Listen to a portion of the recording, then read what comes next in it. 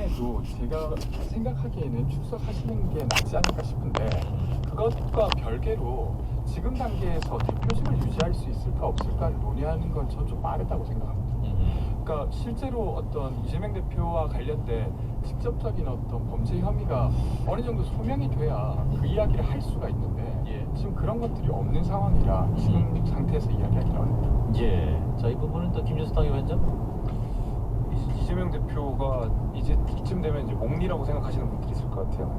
자리에서 내려오셔야 되는데 계속 자리를 버티고 있다. 저거야말로 욕심이고 몽리다. 이렇게 생각하시는 분들이 있을 것 같고 이미 한 차례 소환에 응하셨고 이번에 또 소환에 응하게 되면 글쎄요 이게 언제 될지는 모르겠지만 만약에 설 전에 한다 그러면 설 밥상의 얘기는 그냥 딱 거의 국민의힘 전당대회는 오히려 뒤로 밀리고 이재명 대표가 포토라인에 섰다. 언제 감옥에 가는 거냐 이 얘기로 아마 설날 밥상의 내용은 점쳐질 거라고 생각합니다. 그걸로 거의 끝이 날 거라고 생각합니다.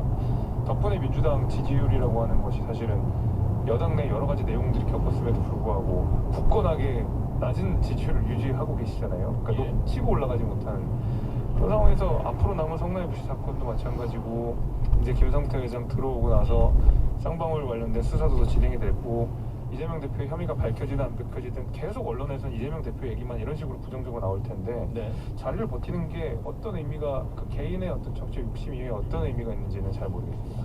저 조건 얘기 드리고 싶은데 지금 국민의힘 지지율과 민주당 지지율 거의 비슷해요. 계속 왔다 갔다 하고 올라갈 있는데 뻔도 한데 안 올라가더라고요. 근데 저는 지금 이재명 민주당을 복귀해주고 있습니다. 대표께서 이제까지는 검찰이 나쁘다라고만 이야기하시다가 최근에는 수사에 적극적으로 응하고 있어요. 그 지점이 저는 좀 다르다고 봅니다. 그럼 국민들 입장에서 어쨌건 이재명 대표는 도망치는 게 아니라 계속 수사에 당당히 응하는구나 라고 하는 것이 좀 더해지고 있어요. 이것이 국민들에게 신뢰를 줄지 안 줄지는 좀 더 지켜봐야겠지만 저는 긍정적인 쪽으로 영향을 줄 거라고 생각합니다. 왜냐면 어쨌건 수사를 피하는 것처럼 여당이 공격해왔는데 수사를 피하는 게 아니네 라는 것까지는 이제 간 거예요. 그럼 되려 이제 이렇게 국민들이 저는 질문할 거라고 생각합니다. 이재명 대표가 검찰 앞에 서는 것처럼 김건희 여사도 서야 되는 거 아닌가? 혹은 아니면 윤석열의 장모도 저기에 최소한 서야 되는 거 아닌가? 포토라인에?